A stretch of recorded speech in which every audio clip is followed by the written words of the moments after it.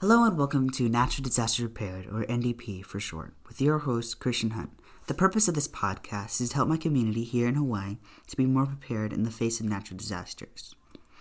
In Hawaii, we should be prepared for hurricanes, landslides, earthquakes, and many others.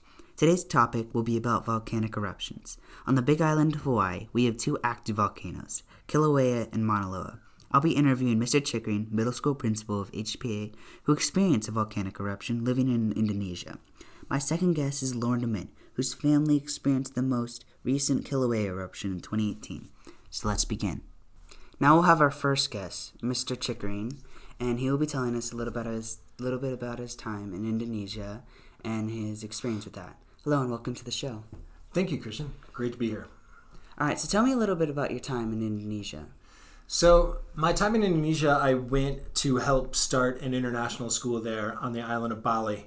And I moved there in 2008 and was there for 11 years as we built this school and got it started on the island. That's really cool. Was anyone really prepared for this volcano eruption or not really? So, yeah, forgive me, I don't know the year offhand that it started, but I think it was around 2016 when Mount Agung, Gunung Agung, as it's called in Indonesian, started to rumble.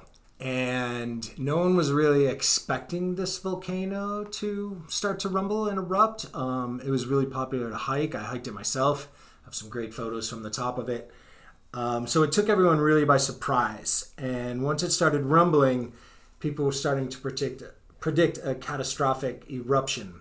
So no, I don't think anyone was really prepared for this. It seemed to be, oh my gosh, the volcano might erupt. What should we do? Do you think anyone would have done anything differently if there was like a time where they'd done it again to be more prepared?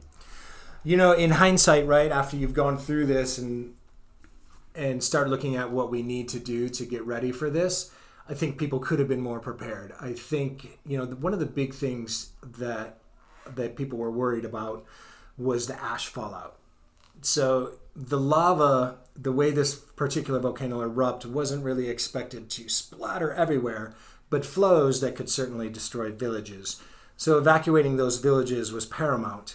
But then secondary was making sure people were prepared if there was large ash fallout. And part of that was having large rolls of cellophane plastic on hand to cover windows and doors so that your house could remain ash-free.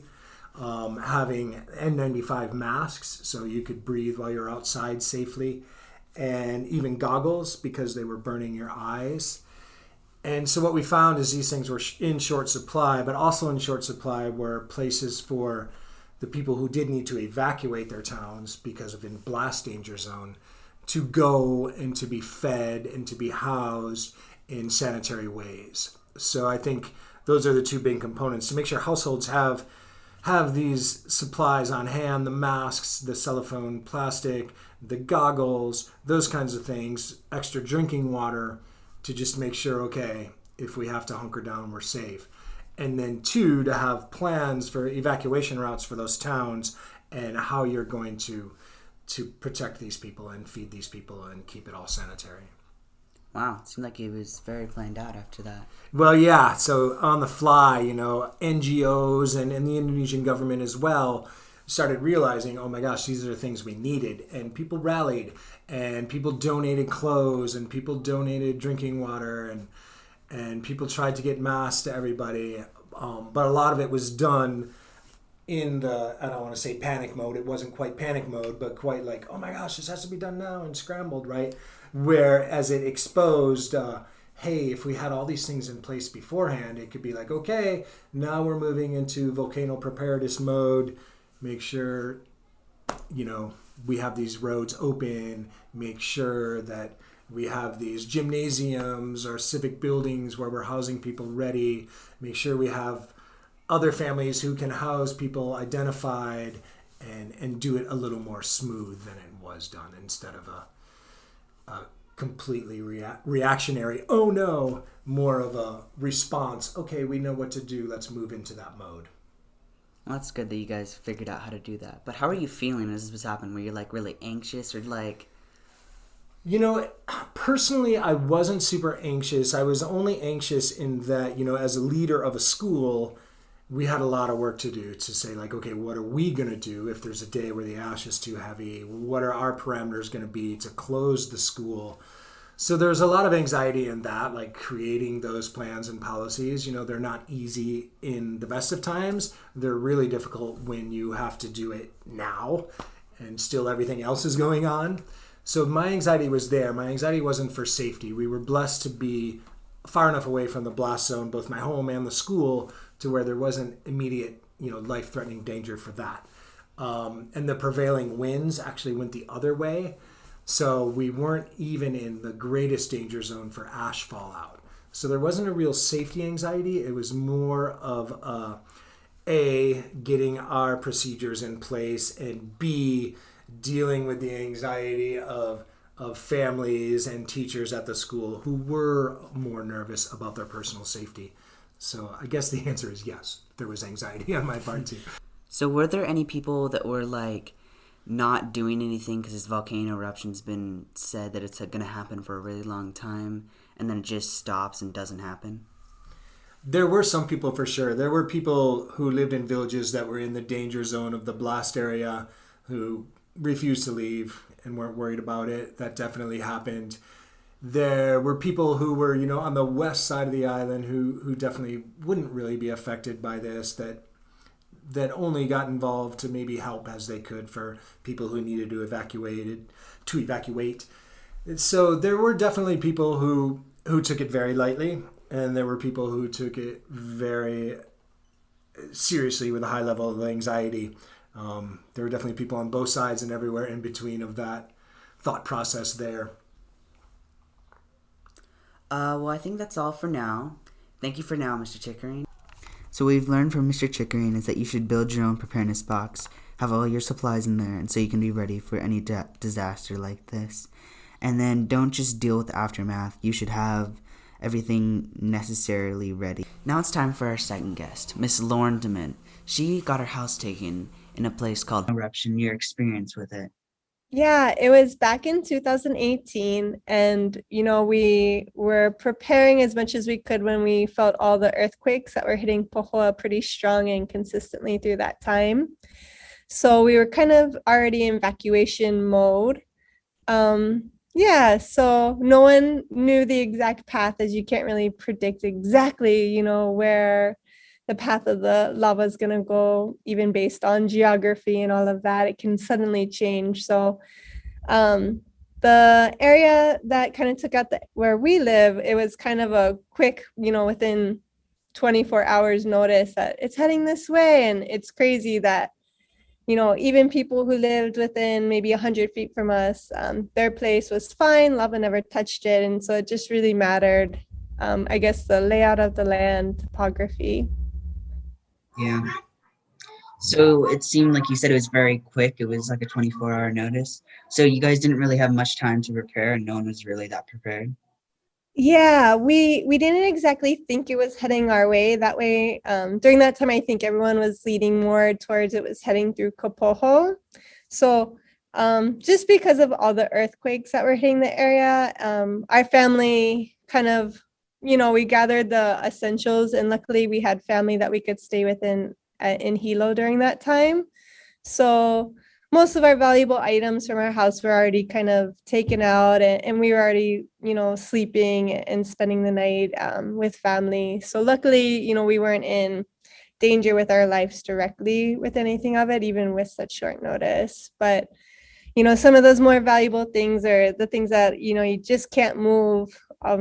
Yeah, those got taken with the lava. Yeah, well, I'm glad you guys are okay, but I heard that you guys kind of had a lot of work that you put into that house and stuff, which kind of Oh, sucked. yeah, we did. So is there anything you would have done differently when you had that come? Like, is there anything prepared or anything, you think?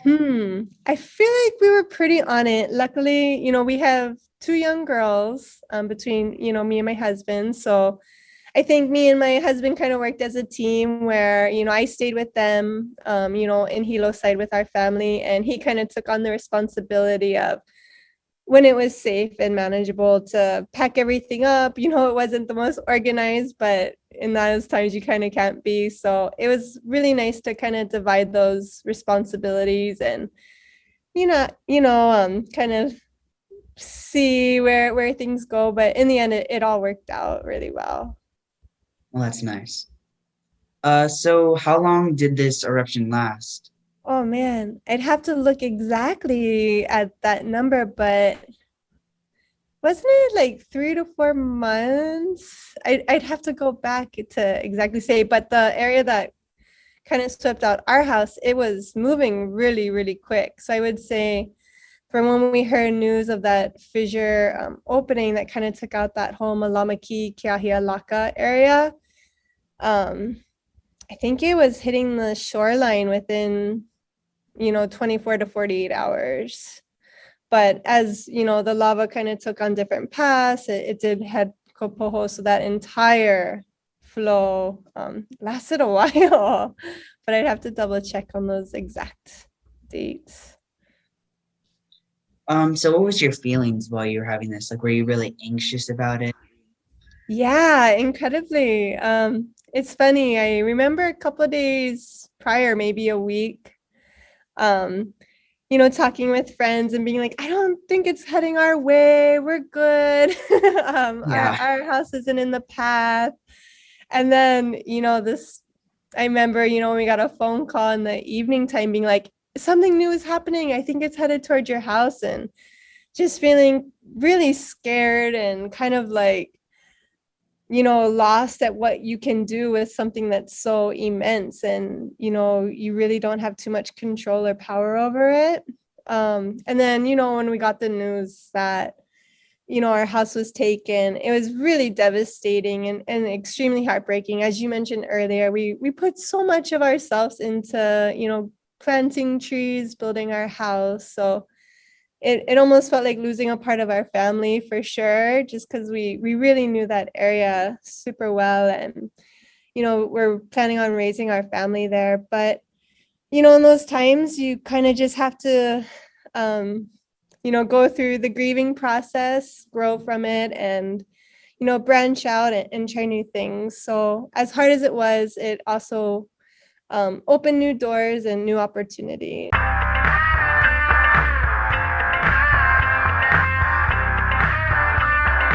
Learned them in is that you should have your important documents, grab them in one place or put them in one place, like a box or something.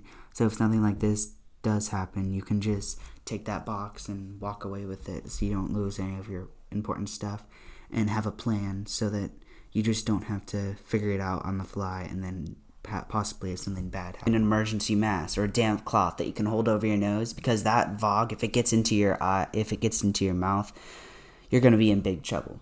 Also, protective eye goggles, because you want to be able to see. If you can't see, then you can't go anywhere and you're pretty much screwed. So definitely do that. Although natural disasters statistics have shown that we've gone way down from before, it doesn't mean that there's not deaths. Many people are still dying, and that means that you still need to be prepared for this. So I'd suggest having like a little pack of something that you can have to go and have it for after when this does happen. Like maybe you can have some water or something, some food. It's just something in case this does happen, where you can just leave the house quickly or leave wherever you are quickly and be, where can I fill out this form? Or where do I go to fill out this form? Just go to www.hawaiicounty.gov. I repeat, www.hawaiicounty.gov. Then you'll go to business, then go community development planning. Once it takes you there, you'll be exiting. It'll ask you if you want to go to another site. You'll click on that site, and I'll give you a bunch of information about all the different places, like Hilo and Kona and all those kind of places, and then it'll help you be more prepared. Unfortunately, this is the end. Thank you for listening, everybody. I hope you're feeling more prepared, and